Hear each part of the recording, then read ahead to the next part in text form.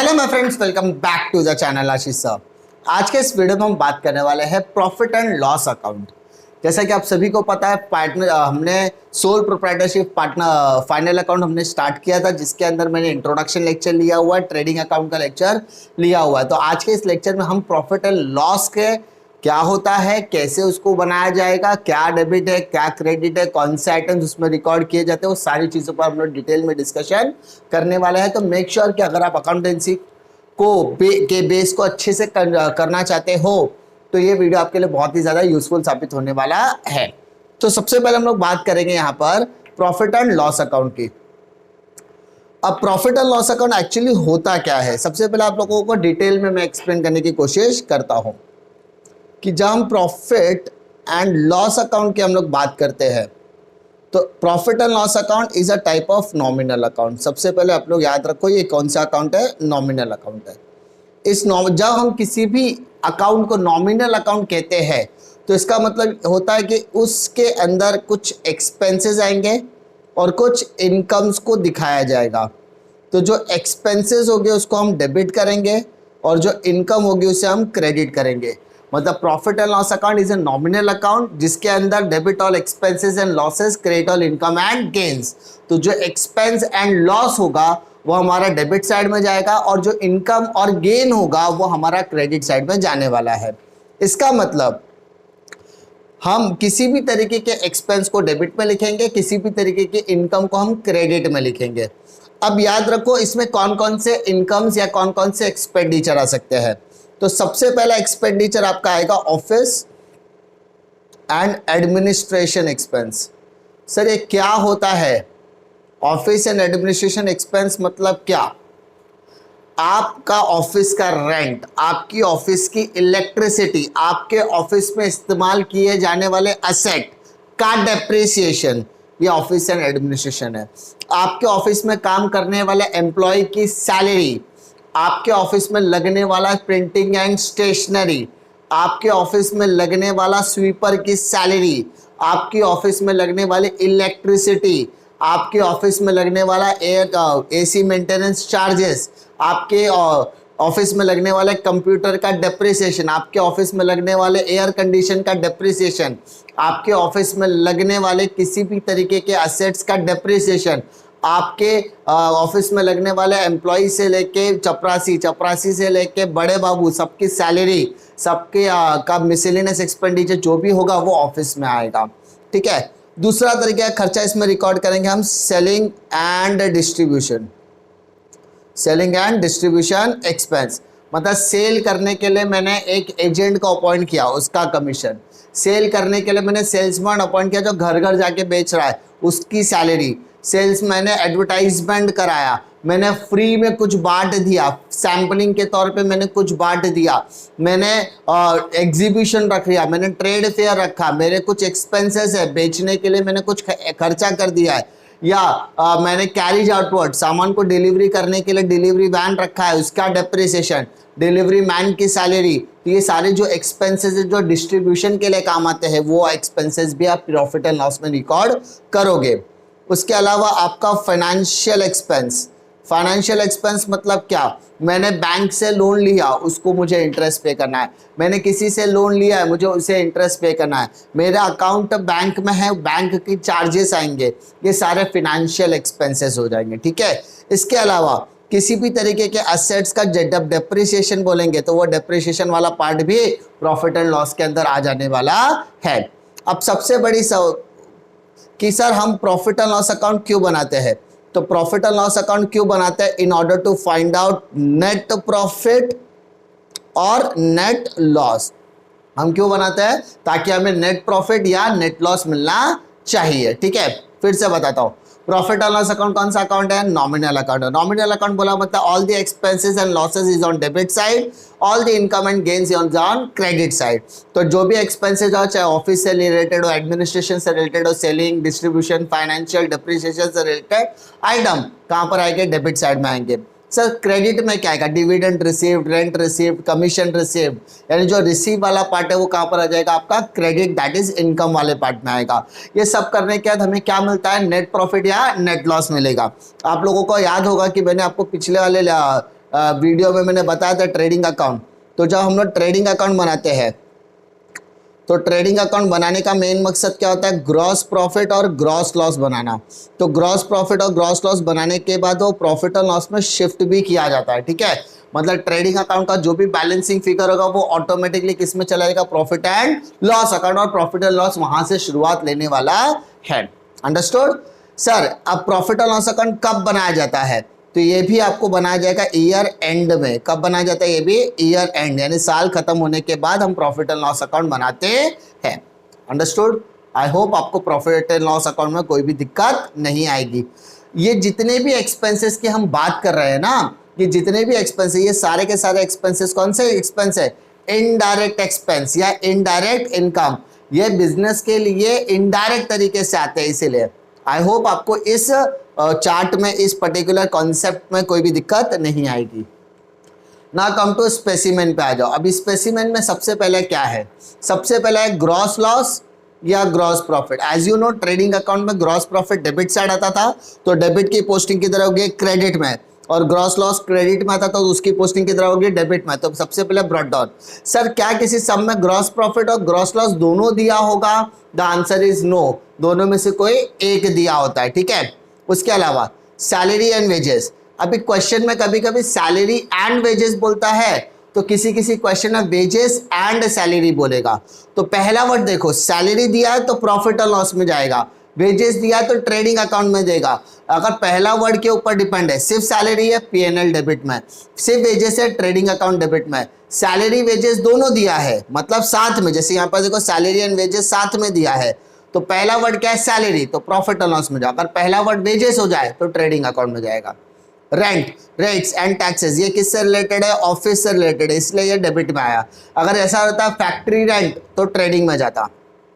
Insurance, तो ऐसा assume कर रहे ये ऑफिस का है, तो ऑफिस इंश्योरेंस कहां पर आएगा, प्रॉफिट एंड लॉस डेबिट। अगर ऐसा बोलता है फैक्ट्री इंश्योरेंस तो trading account debit. Bank charges, financial expenses, मैंने अभी आपको डिस्कस किया। डिस्काउंट अलाउड, हमने डिस्काउंट अलाउ किया। सर कि डिस्काउंट किसको अलाउ करते हैं, हम डिस्काउंट डेटर्स को अलाउ करते हैं, किसको, डेटर्स को, टू डेटर्स। डेटर मतलब कस्टमर, डेटर्स मतलब कौन होता है, कस्टमर। कस्टमर का हमने क्या दिया, डिस्काउंट दिया। उसके बाद ऑडिट फीस, हिसाब किताब करने के बाद, फाइनल अकाउंट बनाने के बाद हमारे हिसाब किताब को चेक करने के लिए ऑडिटर आता है, उसको हमें क्या पे करना पड़ेगा, ऑडिट फीस। उसके बाद किसी भी तरीके का depreciation, land and building, plant or machine, furniture, fixture, motor van, motor vehicle, जो भी का होगा, ये सारी चीज़ों का डिप्रिशिएशन। उसके अलावा ट्रैवलिंग एक्सपेंसेस, एडवर्टीजमेंट, ये सेलिंग के खर्चे हैं। Printing, stationery, pen, pencil, rubber sharpener, scale, ये जितना भी हम लोगों को ऑफिस में इस्तेमाल होता है वो प्रिंटिंग एंड स्टेशनरी में जाएगा। टू इंटरेस्ट पेड, अभी पेड बोला इसलिए डेबिट साइड में। Loss by fire, loss by theft, हमारा माल जल के खाक हो गया। Goods destroyed by fire, goods stolen, तो गुड्स चोरी हो गया, गुड्स जल के खाक हो गया। इसका पहला इफेक्ट ट्रेडिंग अकाउंट क्रेडिट में डाला था, तो इसका सेकंड इफेक्ट आएगा लॉस बाय फायर या लॉस बाय स्टोलन या लॉस बाय थेफ्ट, ये आएगा profit and loss account debit side में। पैकिंग एक्सपेंस, दैट इज माल को बनाने के बाद हम लोग उसको पैकिंग करके बेचेंगे टू सेल द प्रोडक्ट। उसके बाद कमीशन, सेल्समैन का कमीशन एंड ऑल पे करना पड़ता है। फिर bad debts, add new bad debts, add new RDD, less old RDD. अभी याद रखो, कभी भी अभी जब भी हम सम करेंगे ना, तो इसमें जो ओल्ड आरडीडी वाला पार्ट है ना, ये ओल्ड आरडीडी वाला पार्ट, इसको मैं कभी भी यहाँ पे लेस नहीं करूँगा, क्यों, इसको मैं हमेशा क्रेडिट साइड में लिखूंगा बाय ओल्ड आरडीडी। अब उसका रीज़न मैं आपको एक्सप्लेन करना चाहता हूँ, तो आपको समझ में आएगा सर ऐसा क्यों कर रहे हैं, ठीक है। मैं इसको हमेशा क्रेडिट पे लिखूंगा, इसका रीज़न बता देता हूँ, ठीक है। अभी इसका रीज़न मैं आपको यहाँ पर एक्सप्लेन करने की कोशिश करता हूँ। मानो मैंने यहाँ पर लिखा बैड डेब्ट्स, ठीक है, plus new bad debts plus new RDD और लेस ओल्ड आरडीडी, ठीक है। मैं केस नंबर 1 ले रहा हूँ।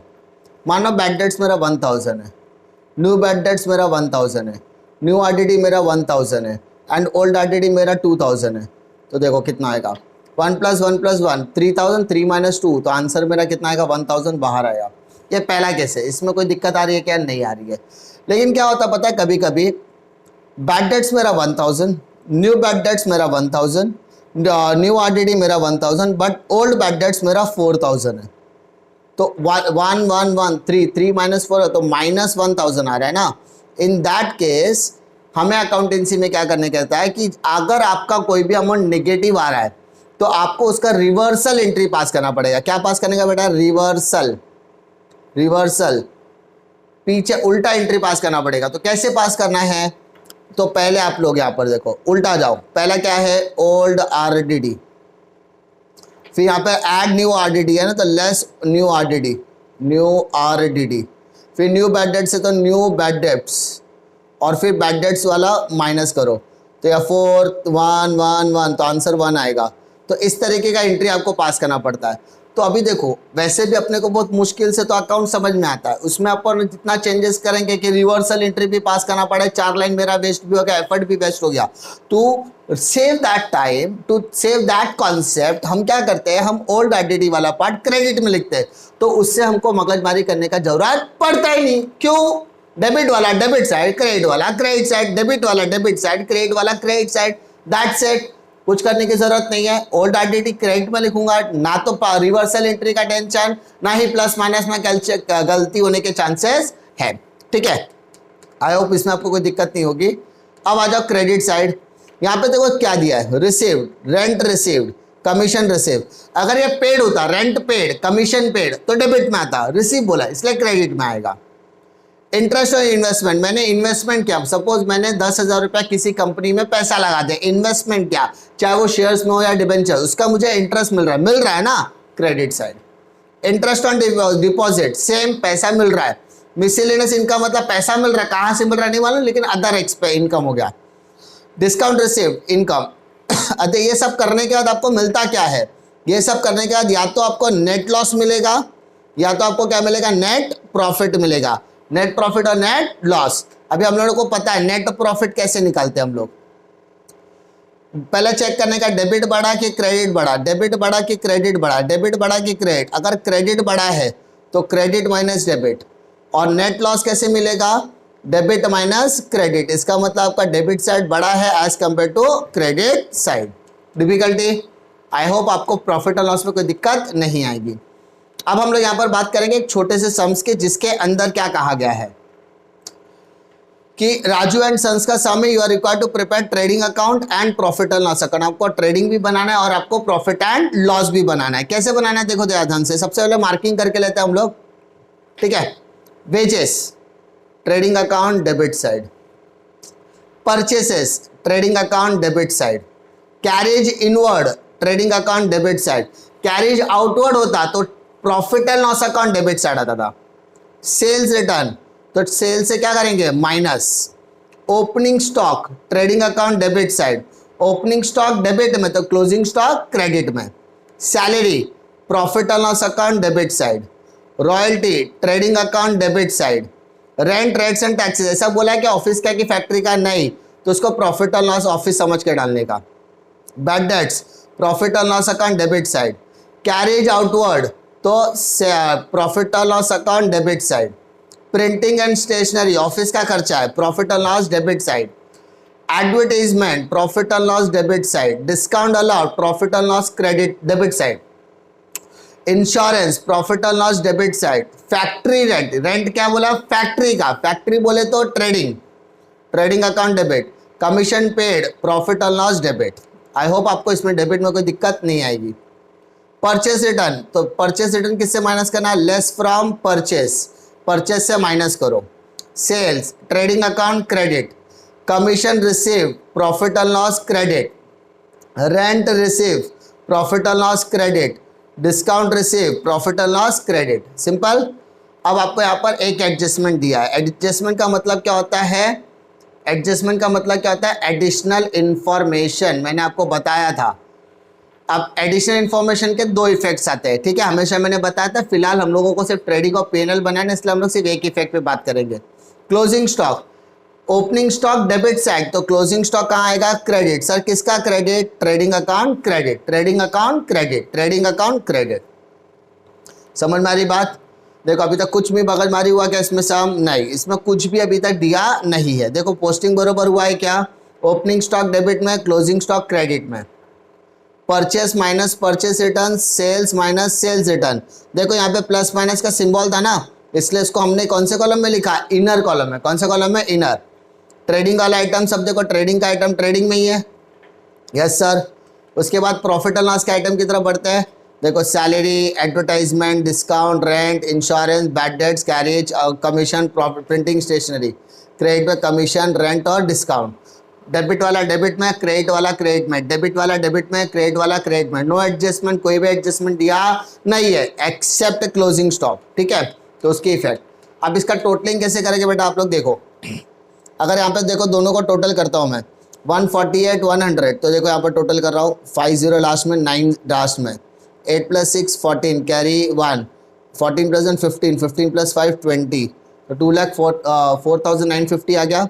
अच्छा अभी इतना तक का टोटल करता हूँ मैं, तो 0 लास्ट में है, यस सर है। यहाँ पे देखो 8 + 5 13, कैरी 1, 1 + 4 6 2 8, 8 + 3 11 19, कैरी 1, 2 + 9 11, 3 14, 14 + 3 18, 18 + 7 25, कैरी 2, 5 + 6 11, ठीक है।